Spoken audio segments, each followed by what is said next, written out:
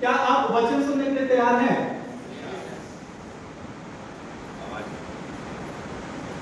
अच्छा, कितने लोग बाइबल लेके आए दिखाइए। आइए प्रभु के नाम की महिमा को उठाएंगे दोस्त। वाह, यहाँ से जो मुझे आनंद और गर्व हो रहा है देख के, वो निश्चित तौर पर अतुलनीय है ना। सो प्रभु आप सबको बहुतायत की आशीष प्रदान करें। आप जो अपने इस हथियार के साथ आते हैं, ये क्या है? हथियार है ना, तलवार है जो परमेश्वर ने हमको दिया है। और ये सब प्रभु का अनुग्रह है कि आप लगातार जो अपने बाइबल को लेके आते हैं। हम उत्साहित करते हैं कि फोन का इस्तेमाल, फोन के बाइबल का इस्तेमाल हम चर्च में जहां तक हो सके ना करें, है ना। सो हम जो है इसमें आगे बढ़ रहे हैं, इस बात के हम प्रभु को धन्यवाद देते हैं। सो आइए इस समय परमेश्वर के वचन में आ जाएंगे हम लोग। और वचन आज का मुख्य जो केंद्रित रहेगा वो हमारी माताओं के जीवन के ऊपर केंद्रित रहेगा। निश्चित तौर पर इससे पुरुषों को भी और बच्चों को भी सबको आशीष मिलेगी, क्योंकि हम लोग जो है आज माता दिवस मना रहे हैं। इसीलिए जो है हम आज के वचन मुख्य रीति से हमारी जो आदरणीय माताएं हैं उनको हम लोग संदर्भित रखेंगे। और परमेश्वर के वचन का जो हिस्सा आज हम लोगों ने पढ़ा वो एक कनानी स्त्री के विश्वास के संदर्भ में है ना। माताओं के बारे में यदि परिभाषा की बात हम लोग करें कि माताओं के बारे में क्या आप कोई परिभाषा दे सकते हैं? क्या कोई एक जन खड़े होकर बता सकता है माता के जीवन की खूबियां?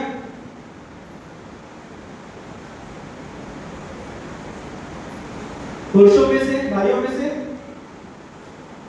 हाँ, भाई राकेश राव, माइक ले लीजिए।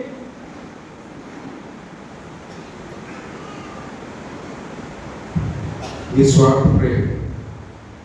गुड, निस्वार्थ प्रेम, है ना। भाई को धन्यवाद, प्रभु आपको आशीष दे।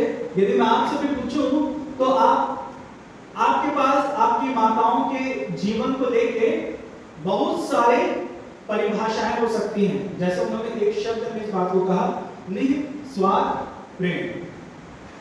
माताओं के जीवन को परिभाषित करने के लिए हमारे पास बहुत सारे बातें हैं, अनुभव है। निश्चित तौर पर इसमें कोई राय नहीं है कि हम लोग क्या करते हैं, अपनी माताओं के साथ अपने जीवन को बिताते हैं, उनके जीवन को देखते हैं और उनके जीवन की अच्छी अच्छी बातों को हम क्या करते हैं, हमेशा याद रखते हैं और उनके जीवन को हम लोग प्रभु के चरणों में रख के धन्यवाद भी देते हैं।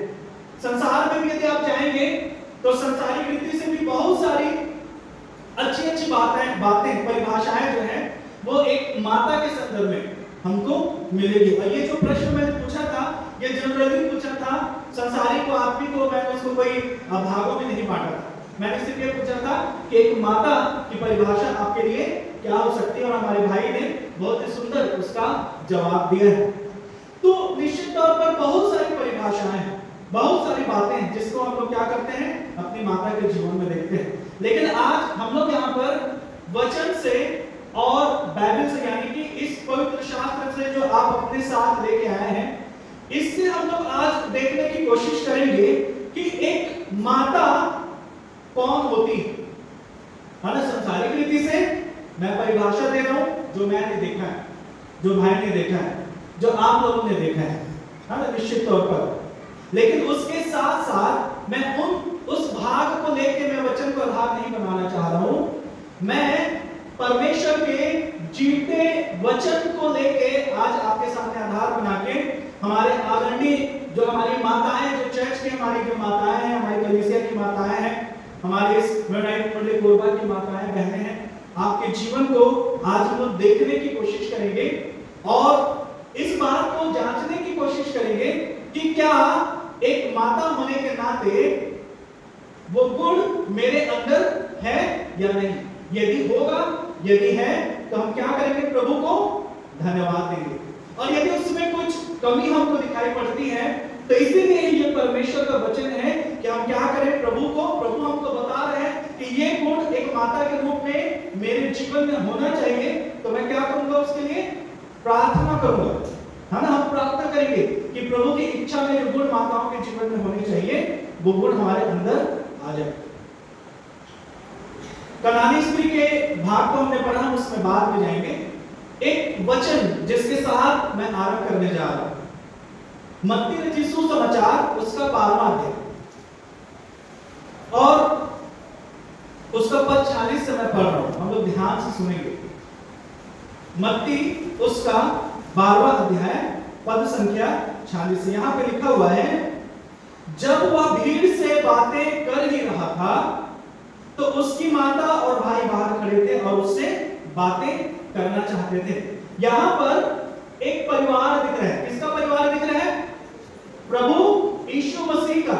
और जब प्रभु यीशु मसीह जब भी सेवकाई करते थे तो आप इस बात को पाएंगे वो कभी भी अपने घर में नहीं दिखाई पड़ते, वो हमेशा अपने घर से बाहर, घर से दूर वो हमेशा रहते थे, ताकि वो अधिक से अधिक लोगों तक क्या करें, पहुंचे और परमेश्वर के वचन को, परमेश्वर के राज्य के प्रचार को वो करें।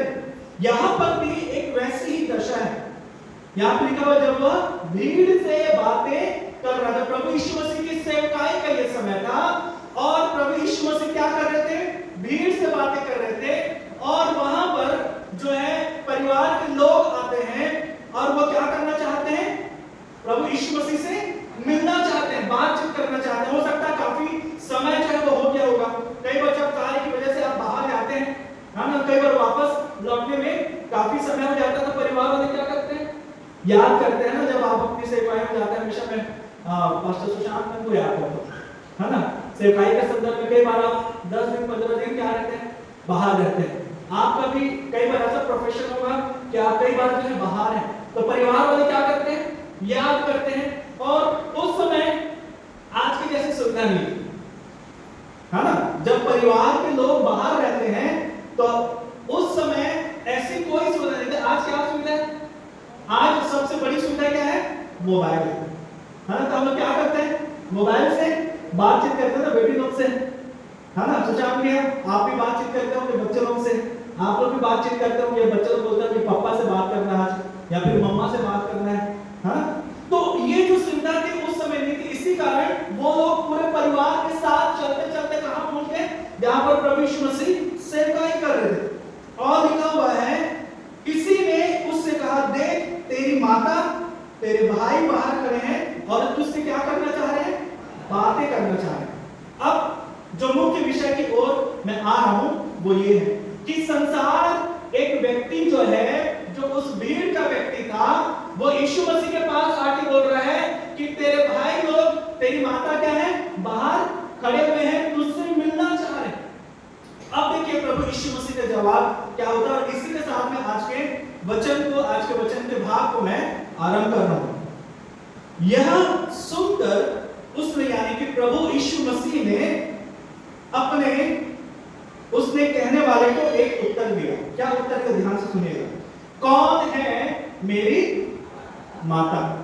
आगे नहीं पढ़ रहा हूं, ठीक है। आज हम लोग क्या ये कर रहे हैं? आज हम लोग माता दिवस मना रहे हैं। बच्चे जानते हैं मेरी माता, और माता जानती है ये मेरे बच्चे हैं।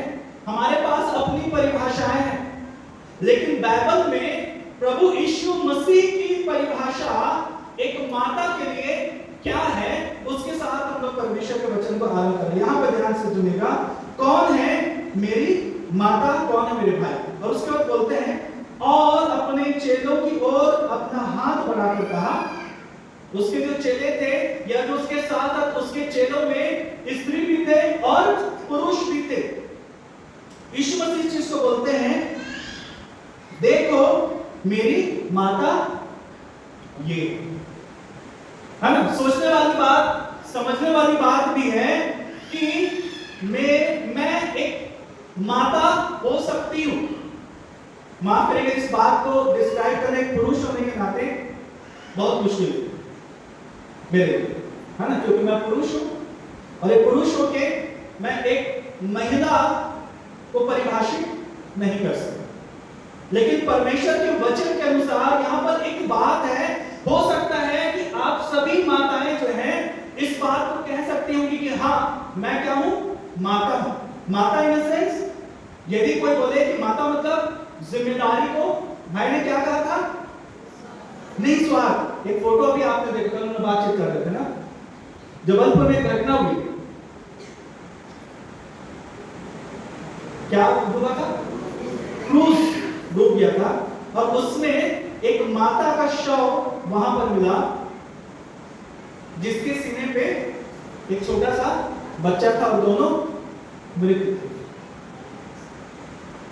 है ना, बड़ा ही 3D डायरेक्ट, मैं उसको एक बार देखा फिर दोबारा देखने की हिम्मत मेरी नहीं हुई उससे। सो माता का जो प्रेम है वो बिल्कुल एक्सेप्ट क्या होता है? निस्वार्थ होता है। तो एक माता के रूप में यदि मैं आपको बोलूं कि आप माता हैं, तो बोलेंगे हाँ मैं माता हूं। क्यों? क्योंकि मैं इस बच्चे के लिए अपनी जान को दे सकती हूं। है माता है, ठीक बोल रहा हूं ना? ये एक स्वभाव है। इवन ये जो माता का जो स्वभाव होता है वो मनुष्यों में नहीं लेकिन जानवरों में भी पाया जाता है। आप इस चीज को देखेंगे, वो जो माता का जो स्नेह होता है ना, उसके लिए किसी ज्ञान की जरूरत नहीं। आप देखेंगे तो इस बात को पाएंगे कि जैसे हमको परमेश्वर ने एक सृष्टि के रूप में वो प्रेम दिया है, वैसे ही परमेश्वर ने अपनी इस सृष्टि को भी जो है क्या दिया? प्रकृति को आप देखेंगे, चाहे वो पक्षी हो चाहे जानवर, उनके हृदय में भी वही चीजें रहती। माता का प्रेम निस्वार्थ होता है, जान देने के लिए तैयार है। और आपके लिए यदि आप अपने आप को जांचें इस बात के लिए, तो आप बड़े गर्व के साथ बोल सकते हैं कि मैं अपने परिवार के लिए खड़े रहने वाली स्त्री हूं, इसलिए मैं क्या हूं? माता हूं। माता की परिभाषा निश्चित तौर पर वो बड़ा आदरणीय है, उसमें कोई भी प्रश्न नहीं उठाया जा सकता। लेकिन यहां पर एक जो बात प्रभु यीशु मसीह बोल रहे हैं, देखो मेरी माता ये है। और उसके बाद प्रभु यीशु मसीह बोलते हैं क्यों ये मेरी माता है? ध्यान से सुनने को लिखा हुआ है, क्योंकि जो कोई मेरे स्वर्गीय पिता की इच्छा पर चले वही मेरा भाई, मेरी बहन और मेरी माता है। दो भाग हैं यहां पर। संसारिक दृष्टि से हो सकता है मैं अपने बच्चों के लिए, अपने परिवार के लिए परफेक्ट माता हो, है ना, बिल्कुल संभावना है। संसारिक दृष्टि से मैं अपने बच्चों के लिए क्या हूं? परफेक्ट माता हूं। लेकिन उसमें एक भाग जो यहां पर दिख रहा है वो प्रभु यीशु मसीह का है कि प्रभु यीशु मसीह की नजर में माता का डेफिनेशन क्या है? वह व्यक्ति उस माता के रिश्ते में प्रभु के साथ जुड़ेगा जो स्वर्गीय पिता की इच्छा पर चलता है। याद रखिए, हो सकता है पारिवारिक रीति से, नैतिक रीति से मैं अपने परिवार के लिए एक समर्पित मां हो सकती हूं, जो मैंने अपना जीवन अपने पूरे परिवार के लिए दे दिया। मैं कमा सकती थी लेकिन मैंने अपने कैरियर को क्या कर दिया? दांव लगा दिया और अपने बच्चों को मैंने संभाला। मैंने अपने व्यक्तित्व को एक किनारे रख दिया और मैंने अपने बच्चों को संभाला। यदि माँ बाप बच्चों से मैं पूछूं तो आप इस चीज को बताएंगे कि मेरी माँ ने मेरे लिए क्या क्या त्याग किया है ना। हमारी बुजुर्ग माता मरियम आंटी भी यहाँ पर बैठी हुई है ना। आप लोग जो बुजुर्ग लोग यहाँ पर आए थे, है ना, दिखने जी हमारी, हम आपके जीवन के लिए बहुत धन्यवादी थे कि आपने क्या किया है? अपना जीवन अपने परिवार के लिए दिया है। लेकिन यहाँ पर परमेश्वर का वचन एक और चीज को आपके जीवन में जोड़ना चाहता, वो ये है कि मेरी माता कौन है? वही जो मेरे स्वर्गीय पिता की इच्छा पर चलता है। और इसी कारण आज वचन से जितना समय हमको अनुमति मिल रही है, हम लोग कोशिश करेंगे, क्योंकि हमारे पास ये एक बहुत मुख्य भाग है, उसमें भी हमको जाना है। कुछ कैरेक्टर्स को मैं आपके सामने रखूंगा, 2 से 3 कैरेक्टर्स को, और उसके बाद फिर हम लोग जो है देखने की कोशिश करेंगे कि क्या मेरे अंदर संसारिक रीति से, पारिवारिक रीति से जो गुण है वो है, लेकिन क्या परमेश्वर मेरे बच्चों की नजर में एक माता के रूप में मैं स्वीकार योग्य हो सकती हूं। लेकिन एक माता के रूप में क्या मैं परमेश्वर के सामने स्वीकार योग्य हूं या नहीं हूं, इस बात को हम लोग देखने की कोशिश करेंगे इस वचन के अनुसार। एक बहुत ही सुंदर उदाहरण एक माता के आत्मिक स्वरूप का दिखाई पड़ता है, जिसको हमेशा हम सब वचन में पढ़ते हैं। मेरे साथ निकालिए पहला शामिल उसका पहला अध्याय 9 पद को पढ़िए। बहुत ही सुंदर ये स्त्री रही है और इसके बारे में हमेशा हम लोग बातचीत करते हैं। पहला शामिल पहला अध्याय पुराने नियम से और उसका 9 पद को पढ़िए। हाँ, फिर से पढ़िए। तब शीलो में खाने पीने के बाद हन्ना उठी। यहाँ पर एक नाम आया, क्या नाम है? हन्ना। और मैं सोचता हूँ कि यहाँ पर कोई भी ऐसा व्यक्ति नहीं होगा जो हन्ना को ना जानता हो। यदि कोई ऐसा व्यक्ति यहाँ पर दिख जाए जो मसीह और हन्ना को ना जानता हो, तो आप इस बात को महसूस करेंगे कि ये तो बड़ा अजीब है, ऐसा हो ही नहीं सकता। ठीक है, हाँ ठीक, आगे बढ़िए। और यहोवा के मंदिर के चौखट में एक बाजू के पास एली आकर कुर्सी पर बैठा हुआ था। हाँ, 10 पद को पढ़िए। वह मन में व्याकुल होकर यहोवा से प्रार्थना करने और बिलख बिलख कर रोने लगी। बस, है ना? यहाँ पर हन्ना की प्रार्थना है और उसकी प्रार्थना से एक आशीष उसको मिलती है। उसका मैं आत्मिक पक्ष को रखा हूं। हन्ना जो थी ये इसके मन में व्याकुल थी क्योंकि इसके पास कोई संतान नहीं था संसारिक रीति से यदि हम देखें। लेकिन इस अवस्था को यदि आप देखें तो इसको क्या बोला जाता है? संतान ना होना एक बड़ी समस्या और बड़ी पीड़ादायक परिस्थिति रहती है। लेकिन उसका आत्मिक पक्ष क्या है ना? इस दशा का आत्मिक पक्ष जो है वो क्या है? और इसको मैं आत्मिक पक्ष से जोड़ना चाह रहा हूं कि हन्ना एक माता जो है जब प्रार्थना करती है तो जो बांझपन है वो क्या हो जाता है? खत्म हो जाता है। आत्मिक बांझपन क्या है? आज मैं इसके विषय में आपसे बात करना चाह रहा हूं।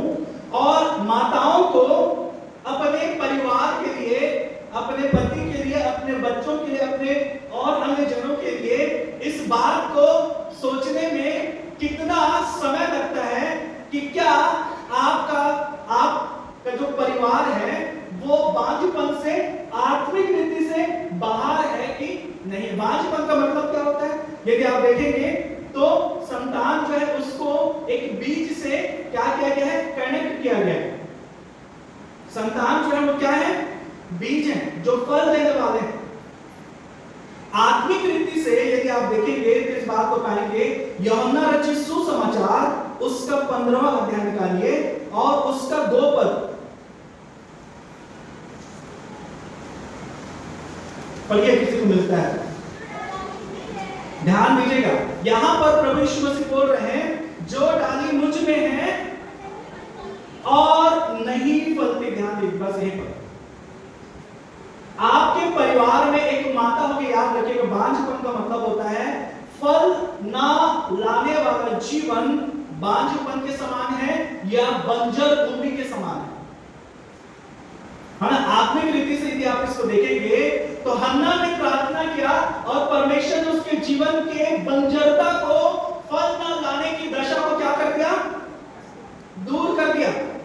आज प्रभु यीशु मसीह ने इस बात को कहा, जितनी भी माताएं हैं आप इस बात को थोड़ा सा देखिए, विचार करिए कि आपके घर में जिनके लिए आप एक माता के रूप में, याद रखिएगा माता माता होती, चाहे वो अपने बच्चों के लिए करे, चाहे वो अपने ससुर के लिए करे, चाहे वो अपने पति के लिए करे, उसका प्रेम वैसा ही रहता है। एक माता होके यदि आप सच में परमेश्वर के सम्मुख उसकी नजर में एक आदरणीय माता ठहरना चाहते हैं तो क्या आप इस बात के लिए सचेत हैं कि आपके बच्चों का जीवन फल से लगा हुआ है या नहीं लगा हुआ है? यशायाह उसके 58 अध्याय को निकालें। यशायाह नबी की पुस्तक उसका 58 अध्याय और 11वां पद।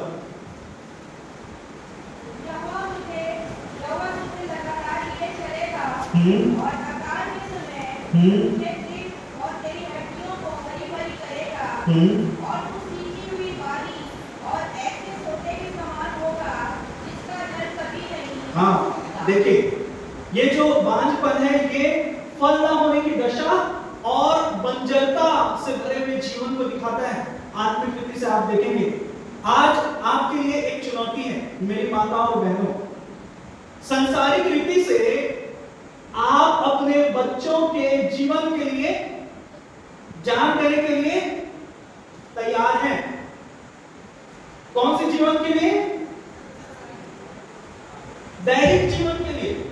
मेरी बात को ध्यान से सुनिएगा। दैहिक जीवन के लिए वो जो बच्चा था जिसका मैं अभी जिक्र कर रहा था, उसकी देह को बचाने के लिए वो मां चाहती तो बाहर निकल सकती थी, लेकिन उसने क्या किया? उस बच्चे छोड़ती तो बच्चा क्या हो जाता? डूब जाता। लेकिन उसने क्या किया? उसको अपने सीने से लगा लिया कि ये दैहिक रीति से क्या है? जीवित है। कोई दो राय नहीं है कि आपका प्रेम उससे कम नहीं है। यहाँ पर जितनी भी माताएं बैठी हैं, और मैं पूर्णतः विश्वास करता हूं यदि आप भी उसके जगह में रहते तो आप भी वही करते अपने बच्चे के लिए। लेकिन प्रभु यीशु मसीह ने एक बात को कहा, यदि मनुष्य सारे जगत को प्राप्त करे और प्राण के हानि उठाए। जानते हैं हमारे लिए हमारा परमेश्वर आप माताओं से किस बात के लिए प्रश्न पूछने जा रहा है? इस बात के लिए प्रश्न पूछने जा रहा है कि एक माता के रूप में क्या आपके परिवार के लोग और आपके बच्चे कहीं बंजरता में तो नहीं पड़े हुए?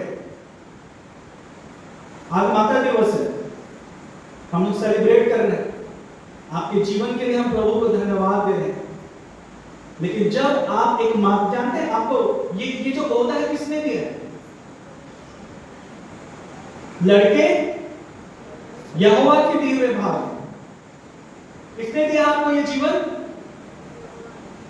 यदि दिया है तो उन बच्चों के लिए, यदि वो बच्चे आपके भी नहीं हैं, बाइबल में नेपालकपन की बात परमेश्वर कहता, माता का स्वभाव आपके जीवन से कभी नहीं जाएगा। क्या आपके बच्चे प्रभु के चरणों में हैं? क्या आपके बच्चे फलों से लदे हुए हैं? क्या आपके बच्चे उस आत्मिक जल से भरे हुए हैं? यदि आपकी प्रार्थना हन्ना के समान इस तरह से नहीं है, संसारिक रीति से आप अपने बच्चों के लिए आदरणीय हो सकते हैं, लेकिन आत्मिक रीति से, संसारिक रीति से हो सकता है कि आप उनके लिए जीवन का कारण बन जाए, लेकिन कहीं ऐसा तो नहीं है कि आत्मिक रीति से हम उनके अनंत नाश का कारण बन रहे हैं। माताएं, जितनी माताएं यहां पर बैठी हुई,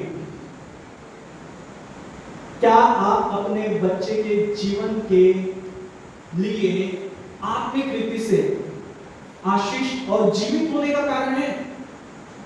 यदि आप सच में एक सही माता के रूप में अपने जीवन को प्रभु के सामने रखना चाहते हैं, आज माता दिवस के रूप में हम आपको सहायता करना चाहते हैं। परमेश्वर आपको सहायता करना चाह रहा है। क्या मेरा बच्चा आज यीशु में जीवित है? क्या मेरा बेटा आज प्रभु में जीवित है? क्या आज मेरी बेटी प्रभु में जीवित है? क्या आज मैं उनके आत्मा के जीवन के लिए, संसारिक जीवन के लिए तो मैं मरने के लिए तैयार हूं? क्या उसके आत्मिक जीवन के लिए मैं मरने के लिए तैयार हूं? एक चुनौती आप सभी माताओं के लिए, क्योंकि प्रभु की नजर में माता की परिभाषा और मेरी नजर में माता की परिभाषा में अंतर हो सकता है। मैं नहीं बोल रहा हूं, उसको ऐसे मत सोचिए कि पास्टर बोल रहे हैं। हो सकता है। इसको कौन जांचेगा?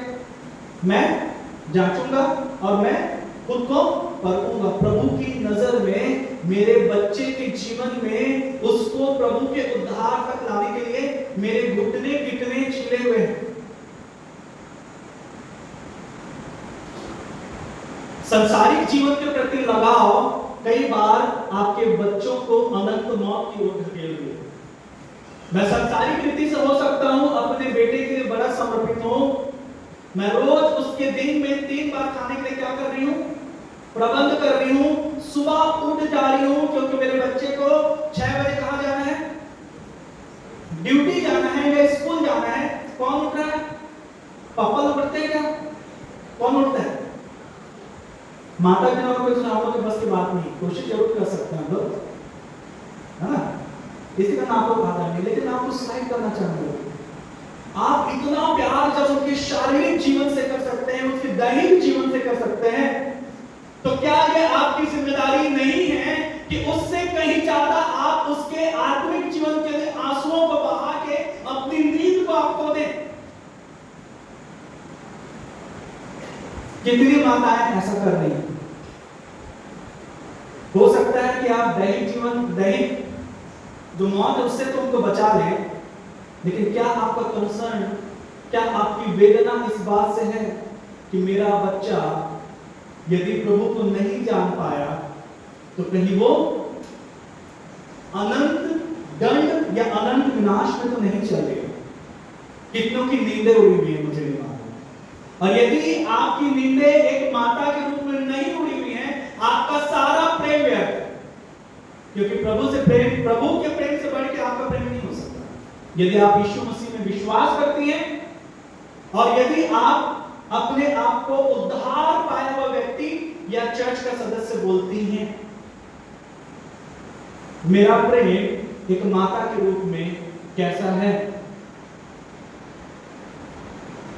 मेरा बच्चा, मैं हमेशा बोलता हूं ना, यहां पर बच्चों को गोदी में लेके आशीष दिलवाना कई बार आसान लगता है, लेकिन जो प्रतिज्ञाएं यहां पर माता पिता करते हैं, पता नहीं, हो सकता उसमें से कितनों को यह बात याद रहता है कि मैंने यहां पर क्या बोला है।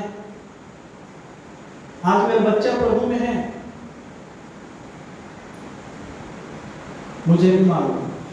एक माता के रूप में इस समय थोड़ा सा जोर डालिए और देखिए क्या मेरा बच्चा प्रभु में है, वो प्रभु को जानता है।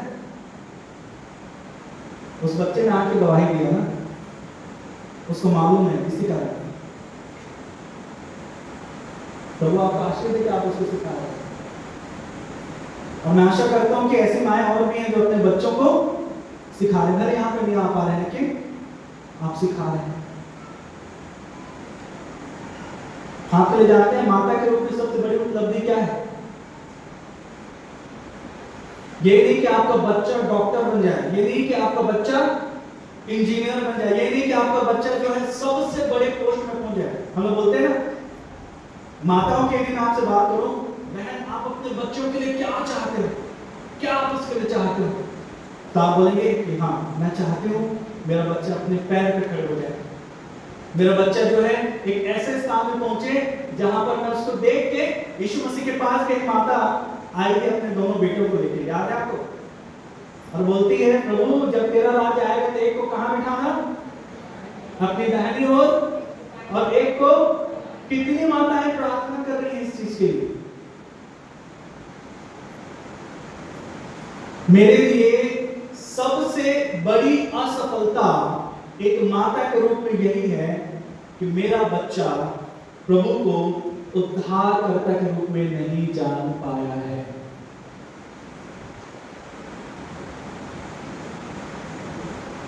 फिर से मैं बोलूं, मुझे नहीं मालूम आपकी दशा क्या है।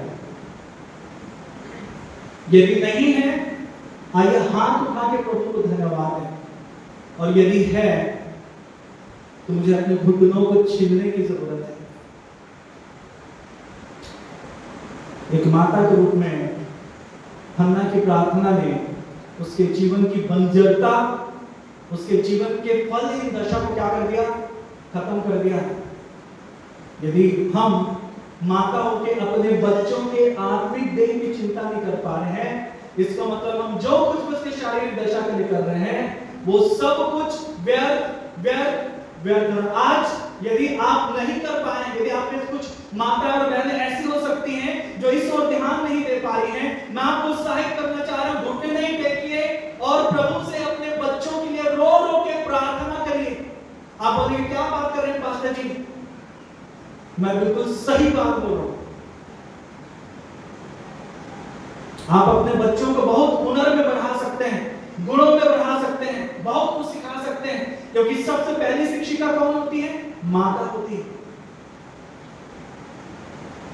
प्रभु की आंखों में हमेशा आंसू रहते, जानते हैं क्यों? क्योंकि जो उसका भाग है उसकी कदर हम कई बार नहीं कर पाते। कितना भी डीएनए टेस्ट में वो आपका बच्चा निकल जाए, ध्यान रखिएगा, प्रभु का भाग है, मतलब प्रभु का है, और प्रभु हिसाब लेगा।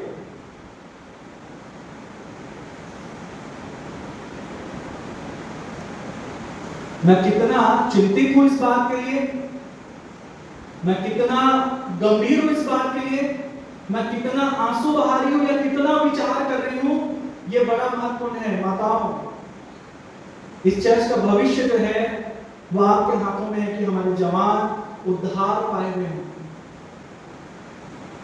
हमारे जवान क्या करें, अपना जीवन प्रभु को देने वाले हों।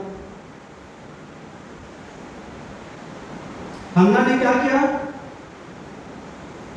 प्रार्थना की और परमेश्वर ने उसके जीवन में एक फल दे दिया। क्या आपके पास आत्मिक रीति से वो फल है? क्या वो फलहीन दशा आपके परिवार में, आपके बच्चों के जीवन में खत्म है? क्या वो बंजरता जो है वो खत्म है, जिसमें प्रभु जो है जीवन को देना चाहता है? क्या एक माता होके आपके बच्चों का जीवन फल से लगा हुआ है? इसी यूहन्ना उसके 15वें अध्याय के 4 पद को पढ़िए।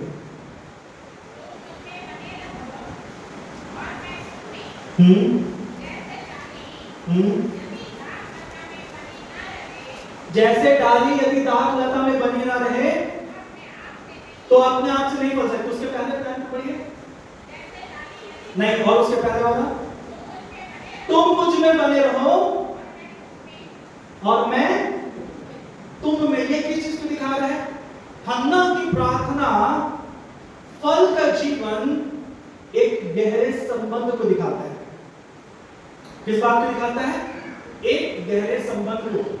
और माता होके क्या सबसे पहले मेरा जीवन प्रभु के साथ गहरा है? जानते हैं बच्चे किसको देख के सीख रहे हैं? आज माता दिवस है, पिता दिवस रहेगा तो पिता की दिवस है ना? पिता दिवस मनाते हैं तो पेरेंट्स दोनों जिम्मेदार हैं। मैं भी, मेरी पत्नी भी अपने बेटे। क्या बोल रहा था? क्या क्वेश्चन पूछा था? हाँ, याद रखिएगा, बच्चों को ज्ञान की बात बोल के, मैं हमेशा बोलता हूँ इस चीज को ध्यान रखिएगा, फिर से रिपीट कर रहा हूँ, बच्चों को ज्ञान की बात बोल के संडे स्कूल में जबरदस्ती भेज के, जवान सभा में जबरदस्ती भेज के आप उनका जीवन कतई नहीं बदल सकते। ध्यान करिए, मैं जिम्मेदार हूं। मैं अपने पिलातुस ने क्या बोला था? नहीं कर सकता, क्योंकि प्रभु जो है, प्रभु जब मुझसे पूछेगा मैंने तुझे अपना भाग दिया था, तो आप बोलेंगे हाँ पिता, आपने मुझे अपना भाग दिया था, मैंने तो संडे स्कूल को दे दिया था उसको। अब वो लोग जाते हैं आपको नहीं से जाके क्या करना, क्या करना? आप जाएंगे बोलेंगे कैसे संडे स्कूल टीचर्स, हमारे बच्चे को आप ठीक से नहीं सिखा रहे, हम लोग इतना भेजते हैं, संडे स्कूल में रोज भेज रहे हैं, है ना? फिर जवान सभा में आएंगे, मैं जाऊंगा बोलूंगा विशाल भाई से और हमारे राकेश भाई, क्यों मेरा बेटा आ रहा है तो आप तो नहीं सिखा रहे उसको, क्यों भेज रहे हैं हम आपके पास? है ना? जब प्रभु से प्रश्न हो सकता है, मेरा गुस्सा ऐसे भड़क जाए महिला सभा करते हैं संडे स्कूल के ऊपर और जवान सभा के ऊपर, तो प्रभु बोलेगा वाह कितना अच्छा तूने जवाब दिया। ऐसा बोलेगा क्या? मैं आपको उत्साहित करना चाह रहा हूं, मैं यहीं पे खत्म कर रहा हूं क्योंकि अगला रविवार भी जो है बचा हुआ है। तो मैं आपको उत्साहित करना चाह रहा हूं मेरे प्रियो, प्रभु ने जो भाग दिया है उसके लिए सिर्फ और सिर्फ माता होके मैं ही जिम्मेदार हूं, पिता होके मैं ही जिम्मेदार हूं, उसके अलावा कोई जिम्मेदार नहीं। चर्च हमारी सहायता करने के लिए है, लेकिन मेरा बच्चा यदि उद्धार पा रहा है, या फिर मेरा बच्चा यदि ज्योति में है, या फिर मेरा बच्चा अंधकार में है, उसके लिए मेरे घुटनों में प्रार्थना की कमी की वजह से आज वो ऐसा है। क्योंकि मेरा जीवन शायद वैसा नहीं, मेरा बच्चा मेरे जीवन को देख के सीखता है कि प्रभु कौन है। मेरा बच्चा मेरे जीवन को देख के सीखता है कि भरोसा क्या होता है। मेरा बच्चा मेरे जीवन को देख के पहचानता है कि यीशु जिंदा है कि नहीं है। सो आज इस समय में आप सारी माताओं को मैं डिस्करेज नहीं कर रहा हूं, है ना। मेरा ये वचन बोलने का मतलब बिल्कुल भी ये कहते नहीं कि मैं आपको निराश हूं, लेकिन परमेश्वर का वचन हमको क्या करता है, प्रकाशन देता है, रोशनी देता है जहां पर हम नहीं देख पा रहे हैं।